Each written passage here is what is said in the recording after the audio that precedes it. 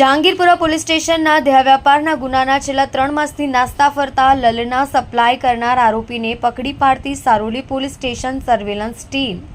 Police commissioner Anupamsinh Gehlot, ખાસ police commissioner sector 1, નાયબ police commissioner zone 1, મદદનીશ police commissioner B division Surat શહેરનાઓએ હાલમાં નવરાત્રિ તહેવારની સમગ્ર રાજ્યમાં ઉજવણી થનાર હોય કાયદો અને વ્યવસ્થા જળવાઈ રહે તે માટે તકેદારીના ભાગરૂપે વિવિધ ગુનાઓના નાસ્તા ફરતા આરોપીને પકડી પાડવા માટે સૂચના કરી હોય. જે સૂચના અને